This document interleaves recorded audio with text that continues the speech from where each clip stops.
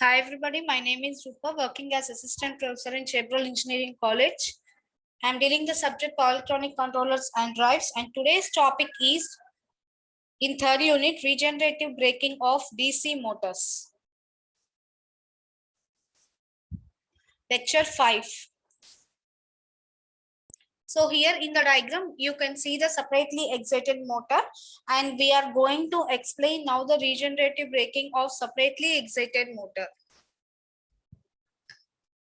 Okay, so in this first we have to take a fixed voltage source, and regenerative braking of a separately excited motor is carried out. This regenerative braking is carried out for speeds above the rated speeds only. So it is not used with the below speeds. So with the chopper control circuit, it is possible to obtain regenerative braking down to nearly zero speeds. If you go with only separately excited motor, we can control the speed above the rated speeds. But if you accomplish any chopper circuit, then we can go for the speeds nearly equal to zero. Okay, so this adding of chopper in this circuit also had a advantage. What is that advantage? Means a large amount of energy savings will be there. So this amount of energy saving is mainly used in underground traction, and this can be also used in battery operated vehicles also. Suppose if you take in the case of battery operated vehicles, in this the regenerated power is stored in the battery, and consequently that means the energy stored in the battery means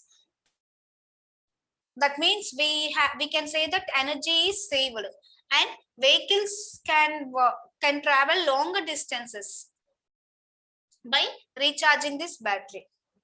Okay, so the energy saved in the batteries of the vehicles are used to travel for long distances until the battery discharges. So again, if you charge, we can go for other, right? So this is the procedure in regenerative braking. So suppose if there is no chopper control circuit, a series motor, if you take a series motor, it cannot be braked by regenerative braking. Okay, so again here we have to take again a chopper control circuit, and we can make a series motor.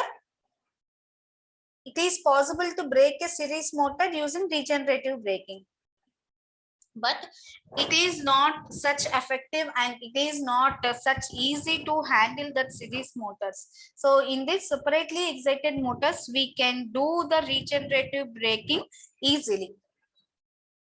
So suppose if you take this circuit, separately excited motor, so the regenerative braking circuit is shown in figure 6.4.6a circuit, a chopper circuit. So this is the regenerative braking circuit. Okay, so actually if you see that it uses class B chopper, nothing but it uses step-up chopper. Okay, so this step-up chopper I have shown you in figure 4.2a. So I am using this class B chopper and working with the separately excited motor. So it is having a motor which is working as a generator.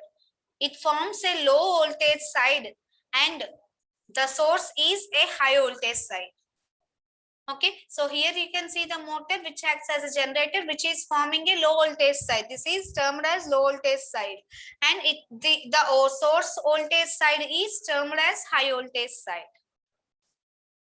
Okay, so the function of L, which I have discussed already before in 4.2a figure, is now performed by the armature circuit inductance LA. See here, LA. This is LA.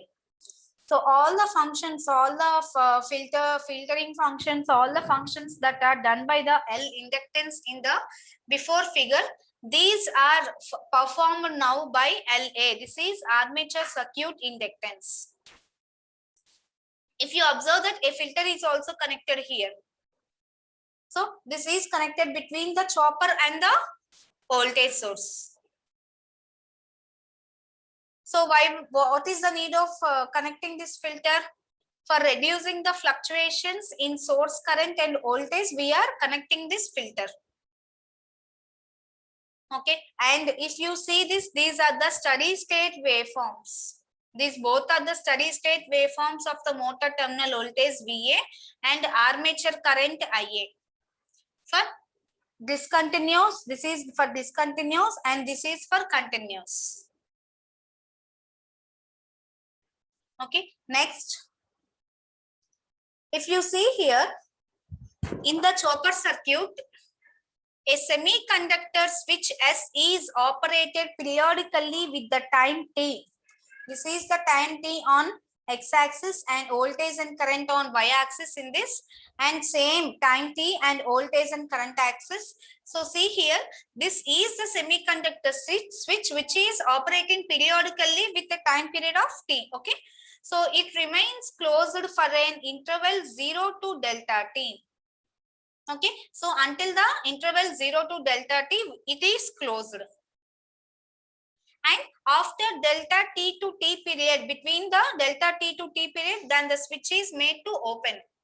So for an interval of 0 to delta T, it is closed, S is closed, and for delta T to T period, S is opened. So during the period of the switch, the motor terminal voltage will be remaining as 0.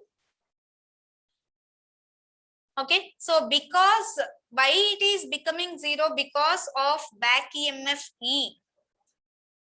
The armature current increasing will be from IA1 to IA2. IA1 to IA2, it will be increasing. Okay, so if you see in this motor, the mechanical energy which is supplied by the load and the inertia of the motor load system is now converted by the machine into electrical energy. If you observe that, what I have said at present at the starting time, I said that this is a motor which is acting as a generator. So the mechanical energy which is supplied by the load and the inertia of the motor load system, these are converted by the machine into electrical energy. So this electrical energy, it is partly used in increasing the stored magnetic energy in the armature circuit inductance. Okay, so see here, out of the electrical energy it is omitting, this is used in increasing the stored magnetic energy in the armature circuit inductance. Okay, in the armature circuit inductance, it increases the magnetic energy. And meanwhile, what is the remaining energy doing? Remaining is dissipated in the armature circuit resistance and the switch. Okay, armature circuit resistance and the switch. Okay, so this electrical energy having two parts. First one is it gives the required, it increases the magnetic field of this LA, and second one, the remaining is dissipated in the form of the heat in RA and S. Okay, so when the switch is interrupted at T is equal to delta T, so this is the position what I have explained before, all is when switch is on, right? That means when the switch is closed. Okay, now I am opening the switch. So at delta T time period, I am opening the switch.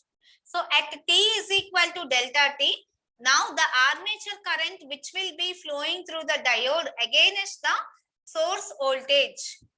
See here, when I open the switch at T is equal to T, now the armature's current will be flowing through the diode. The armature current will be flowing through the diode because this switch is open.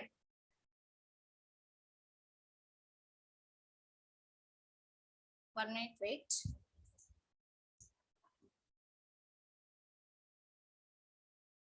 So when the time at time T is equal to delta T, when this switch is open, so this acts as an open circuit. So no current will be flowing through this line.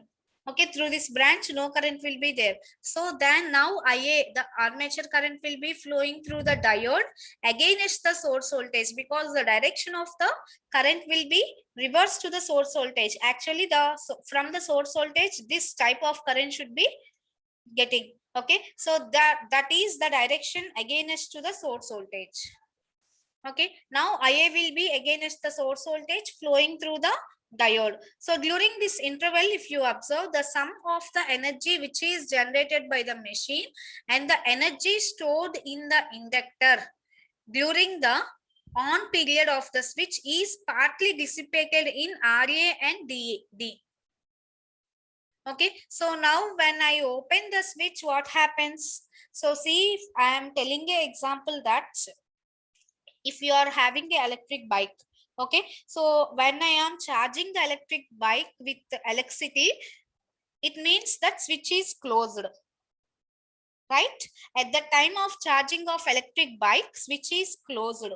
So when it is fully charged and when I remove the charging, okay, so I want to go to somewhere and I will be removing the charger. So what happens now? The switch is opened.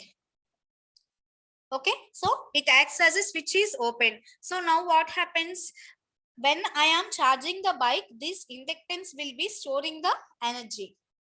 Okay, and when I am removing the charger, the stored energy in the inductance will be dissipated in the form of RA and D. Okay, that means these will be riding the bike.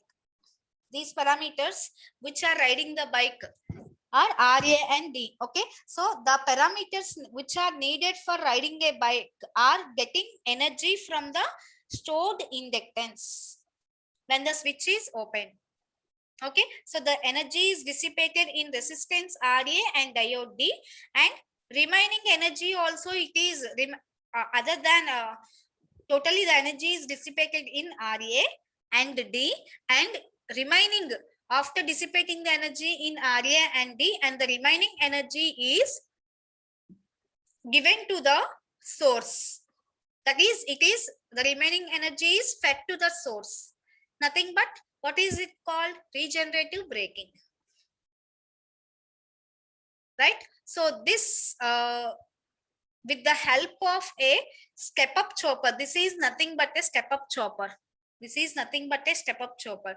So with the help of this step-up chopper, it is possible to transfer the energy from back EMF. This is a back EMF where the EMF will be induced in the motor is called as back EMF. So from the back EMF, we can give to source voltage. We can fed the source voltage. Okay, so if you observe that, is the back EMF a high energy? No. This back EMF is of lower voltage only, but still we can feed the DC source voltage at higher potential, and the feeding of the source voltage will be also a constant value. So there will be no any up and downs. A constant value of source from a back EMF is fed to the source. Okay, so as the speed falls, that means n is written to 0, the back EMF will be reducing, and at that time the duty ratio delta is increased to maintain the braking torque. Okay, so if you take this inductance, a sufficiently large inductance in the armature circuit, it is possible to obtain the regenerative braking down to very low speeds also. For that, we have to take a sufficient value of inductance here. So this value of inductance will be giving out the regenerative braking, and the value of the regenerative braking, how much we can go deep to less speeds, this depends upon the inductance.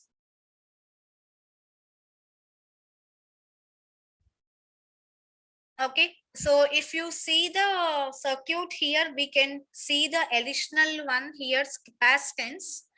This is called as filter capacitance. So this filter capacitance is the addition of this filter capacitance is for advantage. See here, when the switch is opened, okay, so when the switch is open, what happens? What is our aim? The current from the motor should be regenerated back to the source. Okay, so what happens when the switch is open? The armature current must flow through the source, right? The current must flow through the source. So will the source inductance allow source current to change abruptly? Is it possible? No. What happens? The source inductance does not allow the source current to change abruptly.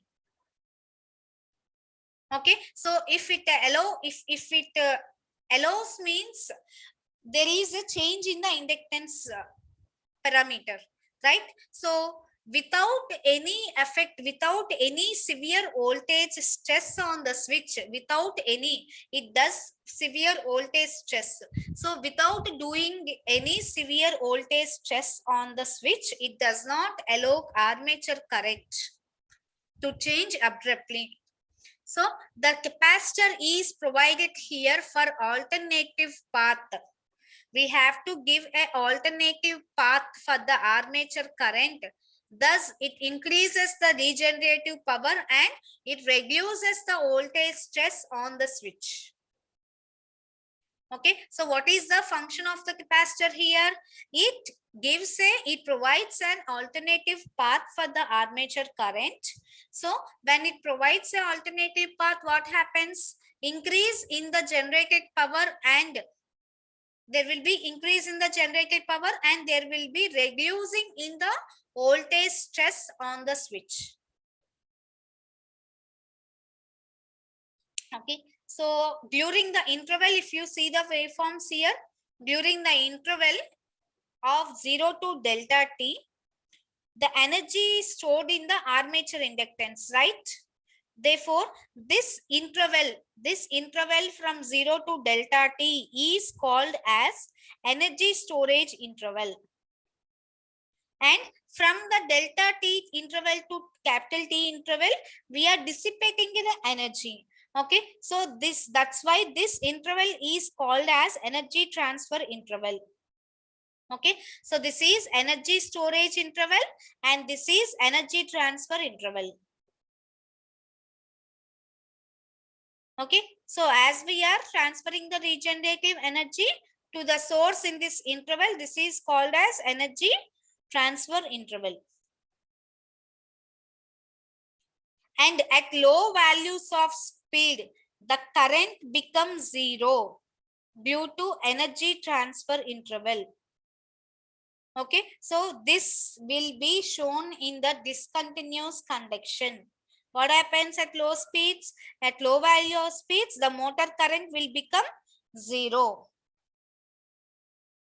Okay, so due to this, we attain discontinuous conduction mode. This is the 4.6C is the discontinuous conduction mode.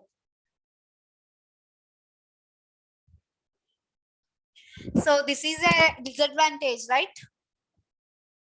What happens if discontinuous conduction mode occurs? The bike will or any battery operated vehicle will stop. So what we have to overcome this situation? So in present days, chopper will be operating at sufficiently high frequencies, and we are keeping enough inductances also. In the armature circuit, we are keeping enough inductance. Because if you keep more inductance, that means enough inductance, more regenerative power will be developed.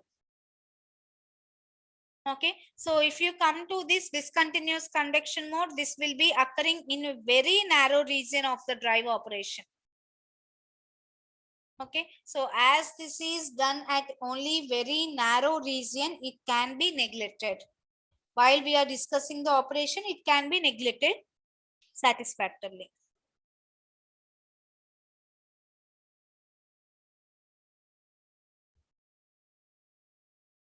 Next.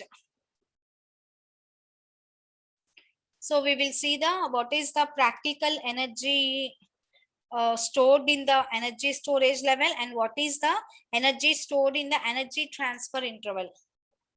So see here, we can see the two intervals here. First one is energy storage interval from 0 to t less than 0 less than or equal to t or less than or equal to delta t. This interval is called as energy storage interval. Okay, so here the machine terminals are short circuited by closed switch S. So from here I can write their forms a closed circuit IARA plus LA into DIA by DT is equal to E. So this is coming from the KVL loop equation. And let at initial current IA1 is the current. See here, at initial IA1 is the current. So at IA of 0, it is equal to IA1. Next, second interval, energy transfer interval. Here we are transferring regenerative energy. So energy transfer interval is from delta T to T. So the armature current flows through the source here. So here we also will be adding here while we are giving KVL equation. Here we have to just add V. So RA IA plus LA into DA by DT plus V is equal to E. And let at the time of delta T, IA of delta T, what is the current value at delta T? It is IA2. So current at delta T is IA2. So current at delta T is IA2. So already I said that the machine is working as a generator because at the time of switch is closed, what happens? This motor, the motor will be giving electrical energy to the source. So at that time I can form a equation VA is equal to, actually E is equal to VA plus IARA, right? Back EMF, the motor back EMF is feeding the source. So total main voltage is E. So E is equal to V plus IARA. From here, I can write VA is equal to E minus IARA. And from figure 4.6b, I can write here this one. 4.6b, this one, sorry, B, this one, continuous conduction mode. From that 4.6, I can write that VA is equal to 1 minus delta into V. Here, this one VA. VA is equal to 1 minus delta into V. That is 28th equation.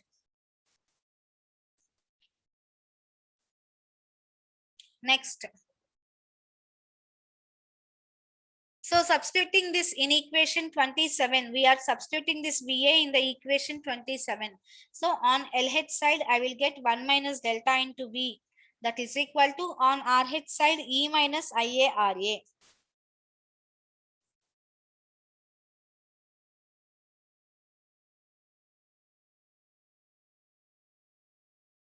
From that, I can write IA. Okay, so from this, if I substitute IA is equal to, I have to write IA is equal to E minus 1 minus delta into V by RA.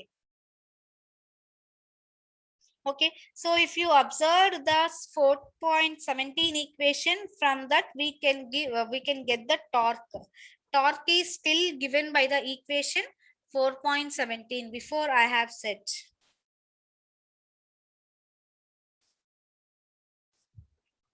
But if you observe the torque equation, it is negative sign due to reversal of armature current IA. As the switch is closed open, the current will be reversed like this. Actually, the current will be like this. From source L, D and RA, LA, E. But the current armature current will be in reverse direction. Okay, so because of the reverse direction of the current, we will get torque also a negative sign. And if you take a current ripple, the derivation of this current ripple, it gives an expression for similar to that of 4.14.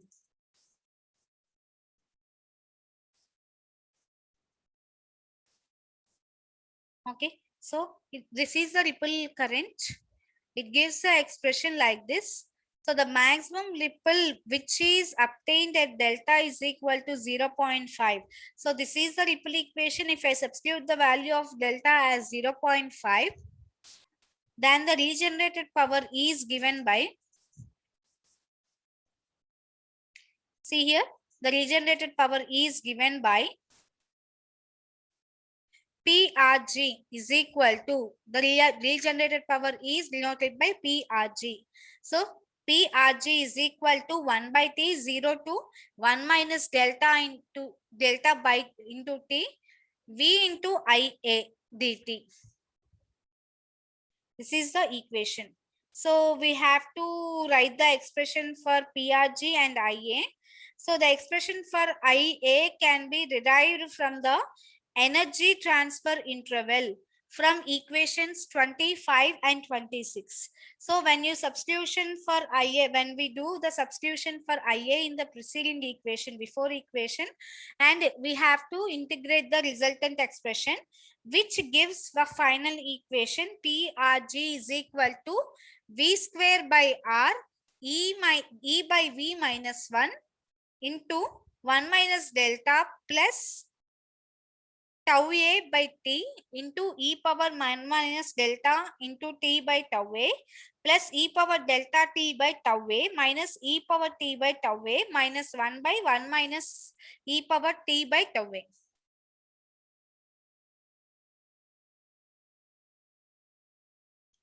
So this is the 30th equation I am marking.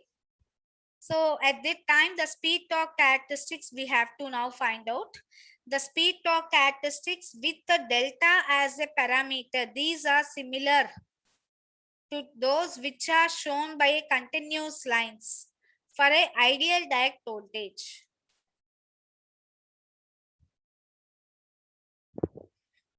So if you assume a chopper, lossless chopper, the natural characteristics which will be corresponding to delta is equal to 0 are shown in the figure, and the lower characteristics are obtained for larger values of delta. Okay, so for larger values of delta I am obtaining here. And if regenerative braking above the rated speed is, if you want above the rated speed, the regenerative braking, the field is supplied through a step down chopper. Okay, extra, I am connecting a field to the step down chopper. Okay, so the armature current is now first set to delta is equal to 0, or otherwise we can bypass this to eliminate the chopper losses. And the duty ratio of the field chopper, it is controlled to get the regenerative braking for speeds higher than the rated no load speed. So what happens if you do, if we do like this, this gives the speed torque characteristics. So the speed torque characteristics are what I have explained before, shows these dotted lines.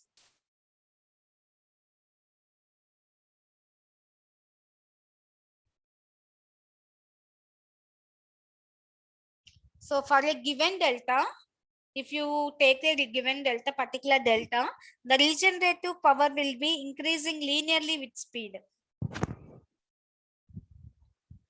Okay, so if you take a field control, if you do not take a field control, what happens now we will see. The armature current will become excessive under certain operating conditions. Okay, so the dissipating current can be more under certain operating conditions. So at any, suppose if you take at any operating speed, the armature current is prevented from exceeding the permissible value, because we will reduce the value of delta. The armature current will be preventing from exceeding the permissible values. So already there is, you know that this point already there will be always limitation on the minimum time for which the switch can be on. So there is a limitation on the timing on of switch. So compulsory there will be a limitation on the minimum value of delta.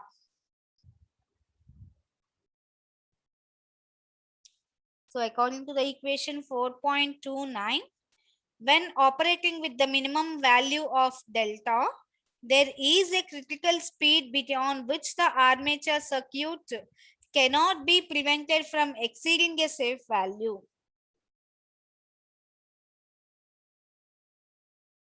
Okay, so for minimum values of delta encountered in these thyristor choppers, so what we are seeing in these thyristor choppers, the minimum values of delta and critical speed are close to the rated speed.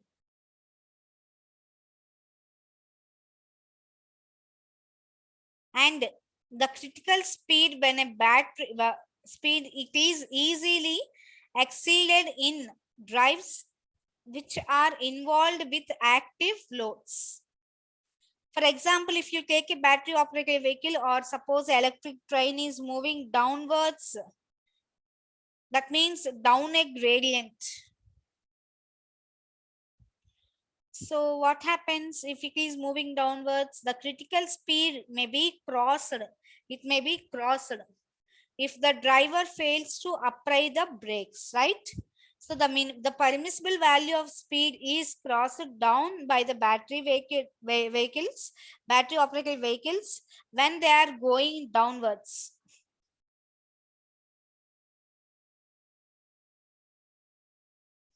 And in this situation, what happens?